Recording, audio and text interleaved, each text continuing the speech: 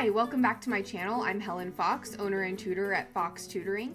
I specialize in helping students in grades 6 through 12 excel in their English, language arts, and humanities courses at top international and boarding schools worldwide. Today we're going to get into the AP Lang Rhetorical Analysis essay, so let's hop right in. Today we're going to talk about how to score a 6 on the Rhetorical Analysis essay for AP Lang. So our objective today is for you to be able to write a rhetorical analysis essay that would score a 6. We're going to do this by reviewing how to use the rhetorical situation to analyze the text and create a strong thesis statement. Then we're going to learn how to outline your essay and write in measle paragraph format and address each area of the rubric to get a 6. Then we're going to look at some example essays so that you can apply the good tactics of previous students who have gotten 5s to your writing. So, what is Q2? Q2 is the rhetorical analysis essay. So what does that mean? This means that you're going to be analyzing an author's rhetoric. Rhetoric is the art of effective, persuasive speaking or writing that usually uses rhetorical devices to convey an argument. So you're going to be using their text, their argument to create your own argument about how they're using rhetoric. And that is one of the key skills on this exam. So the first thing we're going to do is look at the prompt through the lens of the rhetorical situation. So let's take a look at this prompt. On February 27, 2013, while in office, former President Barack Obama delivered the following address dedicating the Rosa Parks statue in the National Statuary Hall of United States Capitol building. Rosa Parks was an African-American civil rights activist who was arrested in 1955 for refusing to give up her seat on a segregated bus in Montgomery, Alabama.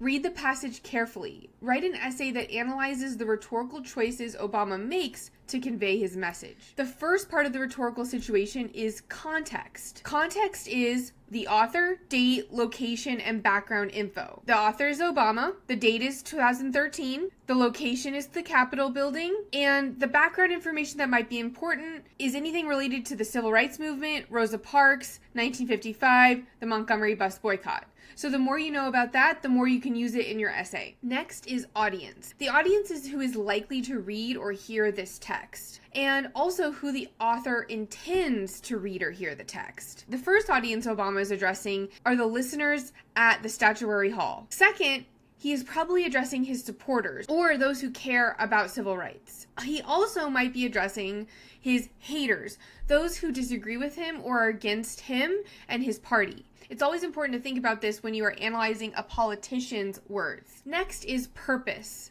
The purpose is what the author wants to do or accomplish through the speech or the text. What actions does the author want you or the audience members to take after they hear or read the text? So first, he wants to wants to honor Rosa Parks. Secondly, he wants to inspire his audience to act and create change. Next is the message. And the message is different from the purpose because the message is what the author wants to say through the text, what they want their audience to know. And this is usually going to be about big ideas. One of Obama's messages is everyone can promote change through small actions. Another is all American citizens can promote social change through small acts of defiance and courage.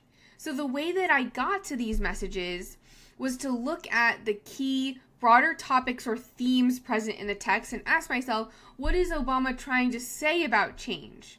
What is he trying to say about justice, courage, inequity, taking action, etc.? That's the key to the message. I really want to highlight the message because we can see here in the prompt, that's what they're asking you to look at. How the devices connect to the message. How the devices connect to what he's trying to say, what he's trying to tell us. So, I'm not going to go through every aspect of annotating the text, but I am going to go through the most important rhetorical devices that you need to look for. You don't need to know a long list. I also have a blog post on this on my website. You just need to look at the most important devices here that I'm going to give you. 1. figurative language used rhetorically, other literary devices that you might know, but that authors use rhetorically sometimes to paint a more vivid picture for their reader or listener. Very common devices here: anaphora, parallel structure, repetition, juxtaposition, diction, and tone. All of these you can pretty much find in any of the text on the AP Lang exam. As a quick note, make sure for diction and tone that you're using adjectives to describe them, not the words by themselves. Also, other rhetorical devices: ethos, logos, pathos, religious allusion, historical allusion, and personal anecdote. These are also very common and very important to know. Lastly, more optional devices, but they can be helpful: hyperbole, irony, and paradox. So if you want to pause the video, take a screenshot of these. These are great to memorize. And make sure too that you can find more than just 3. You need to give yourself options for when you're writing. Okay, next, let's look at how to create your thesis statement once you have your purpose, your message, and your devices figured out. The thesis statement that I would recommend is structured like this. The author uses blank blank device to blank, their purpose. In this way, the author illustrates or conveys their message. I think a strong thesis statement contains both their purpose and message. I also think that having 2 sentences can add clarity if you have a longer purpose or message. You can also condense this into 1 sentence. But the most important elements are the rhetorical devices, the purpose, and the message. So here are some examples. First, the 2-sentence option. Obama uses biblical allusion, imagery, and symbolism to effectively honor Rosa Parks' statue and her legacy. In this way, he also conveys that everyone can promote social change through small actions. Here's another 1-sentence option. In his memoir, We Are Dreamers, an immigrant superhero origin story, Simu Liu employs vivid imagery, juxtaposition, and a reflective tone to explore the experience of preparing to immigrate from China, highlighting the emotional complexities of leaving behind loved ones for an uncertain future. Here's another example of another 1-sentence option. Claudia Johnson strategically uses ethos, metaphor, and rhetorical questions to persuade the donors to donate to the Eleanor Roosevelt Memorial Foundation, illustrating that a compassionate and moral conscience can guide people toward courage and create societal change. Now let's look at how we are going to organize our essay around our thesis statement and our subclaims. Sometimes students that are beginning this process of writing rhetorical analysis essays struggle when they identify the whole overarching message.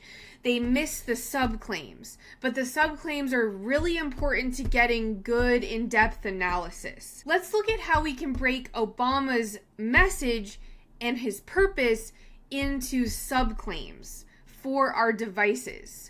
So first we're going to start with repetition, and we're going to infer why Obama uses repetition. He uses repetition because he wants to highlight that those who fought to end segregation were fighting to not only change laws, but create freedom and respect for African Americans. This goes with my quote, walking for respect, walking for freedom, that I could look at repetition and anaphora. My next paragraph subclaim, I'm looking at biblical allusion. Obama uses this because he wants to show that it wasn't easy to fight to dismantle segregation, but that we can and should follow in the footsteps of those who have come before. And he does this by comparing the walls of Jericho to the walls of segregation that both fell. Here I could look at allusion and simile. Lastly, for my last body paragraph, my subclaim would be that change happens based on our choices. Therefore, everyone can create social change through small actions. He uses juxtaposition here. He juxtaposes change happening and change not happening. These are Obama's subclaims that are important for me and my argument because of the devices that I've chosen. Because you're going to be looking at just those areas of the text. And these 3 areas of the text also come from kind of the beginning, the middle, and the end of the text, which is what I'd recommend. Now let's talk about the basic essay structure of the whole essay before we break down the paragraphs. If you are already a more advanced student and have extra time, you can write a hook, you can mention the context and audience, and then put your thesis statement. If you're short on time and struggling, I would recommend just using the thesis statement as your whole intro. Body 1, you're going to start with your first subclaim and create a meso paragraph. Main idea, evidence, zoom in, analysis, and link. Body 2, the next subclaim, repeat the same structure. Body 3, next subclaim for your last device, repeat the same structure.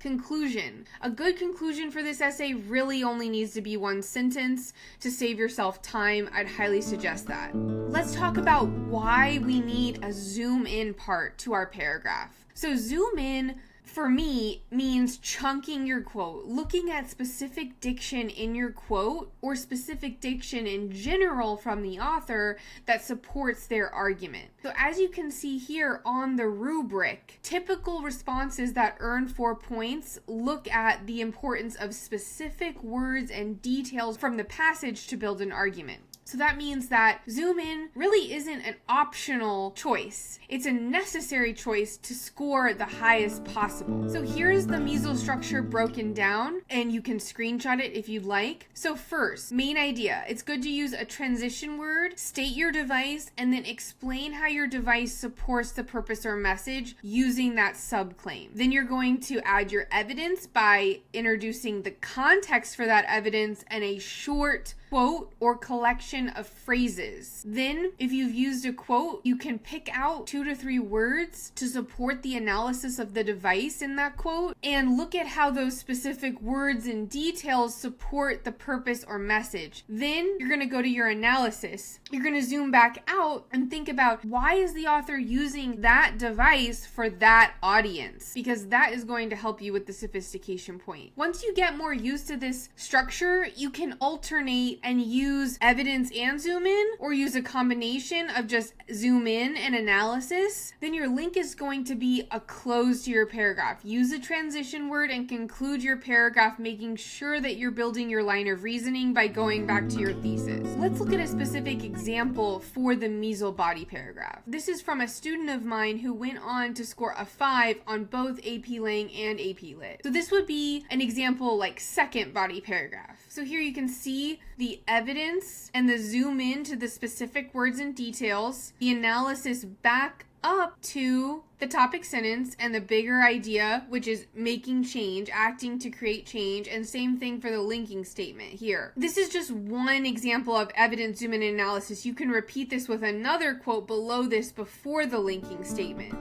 Alright, so now let's look at a full example essay and look at the ways the student scored the sophistication point. The sophistication point is the last point on the rubric, and it's the hardest point to get. You get this point by demonstrating sophistication of thought and or complex understanding of the rhetorical situation in your essay. You can get the point by any of the 3 of the following: looking at the significance of the writer's choices, the purpose or function of the passage complexities, or a style that's vivid and persuasive. So I usually suggest for my students that they're looking specifically at the relevance of the author's choices. I think this is the least subjective one, and it's most clear in your essay to connect it to your message.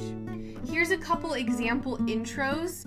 We're going to be looking at number 2. JFK is perhaps one of the most recognized, celebrated, and important figures in U.S. history, and Reagan honored his legacy in 1985 by giving a speech about him. Using parallel structures, repetition, and historical allusions, Reagan highlighted the admirable qualities JFK embodied and how they supported American ideals. In this way, Reagan unites America around the legacy of JFK's lasting influence and inspiration for the country. So you can see here how this student kind of incorporated a purpose and message together. The purpose is that Reagan is highlighting his qualities and uniting America, but he's also making an argument and a message about how JFK embodied American ideals. So let's look at body 1. At the very start, Reagan uses a parallel structure to point out the contradictions in JFK's personality. He describes Kennedy as self-deprecating yet proud, ironic yet easily moved, highly literary yet utterly at home with the common speech of the ordinary man. Reagan here uses a series of contrasting qualities and places them in a parallel structure, giving the effect of all the qualities coexisting harmoniously. By doing so, he suggests that not only is it acceptable for a man to embody seemingly contradictory traits,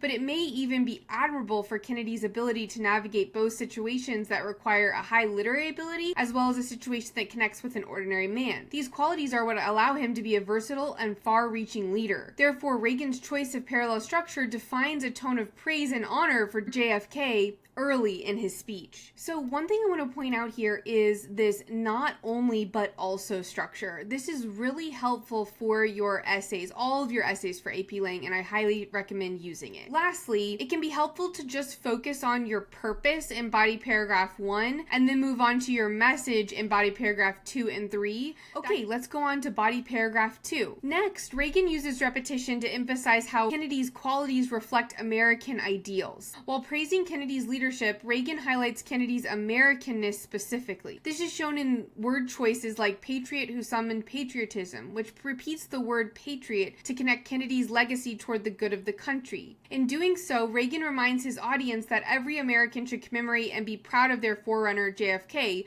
Reagan's own forerunner too. Another example of such use of repetition is quintessentially completely American, which draws on the united American identity of his audience. The repetition drills into their minds that Kennedy's legacy is important to the nation. The effect of such emphasis on the national identity is that Reagan now harnesses support from all individuals who feel passionate about being an American, regardless of other separations across perhaps even party lines. This is particularly appropriate for the occasion as Reagan also wants to gain funding for the library, which is a bipartisan endeavor that pertains to the whole nation. The parts you can see at the end, I've marked the points that really would help the student get the sophistication point. They're looking at the context, they're looking at the audience, they're looking at the purpose, and how all of that is working together for Reagan to create an argument. So let's take a look at body paragraph 3. Lastly, Reagan expands the scope beyond even just America, but to history in general, using historical allusions to expand on the implications of remembering and celebrating the past. When he talks about Kennedy, Reagan mentions JFK's love for history. When he discusses JFK's traits, Reagan supports his case with allusion. Phrases such as his call to ask not, or quotes like closed because of a death in the family, all bring the audience back to specific historical moments and the triumphant, passionate, or grievous emotions they represent. Reagan uses these allusions as pathos to evoke a greater connection between his present, his audience, and their collective past. In this way, Reagan not only increases support and unity around his cause, but he also elevates the speech with a universal message. History lives on, nothing is ever lost in that great house. After all the American people have come through, Reagan effectively captured these experiences and shines a way forward for a nation that may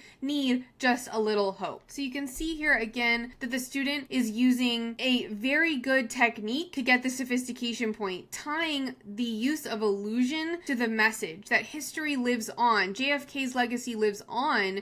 We should use it to have hope and move forward. Here, the colon can be very helpful as a punctuation device for your essay. Don't overlook it. Here's the conclusion. In the end, Reagan honors Kennedy's contributions with rhetorical devices, and he uses pathos to evoke unity, patriotism, and memories of the American experience to give the country the strength to see the past and proceed to the future. All you need to do is recap and leave on a very important note about your message and purpose. And you don't need to spend too much time on the conclusion, especially if you are running out of time. Mentioning time, one of the most important parts of the exam is making sure you can write all of your essays in the time required. You only have 40 minutes to write this essay, which is limited. The answer to that is practice, making sure you're practicing before the exam and making sure that your skills are honed so you can showcase your best abilities in that 40 minutes. If this was helpful for you, please give the video a like and also comment down below what other questions you have. I hope this helps you write a 6 scoring AP Lang essay. Good luck.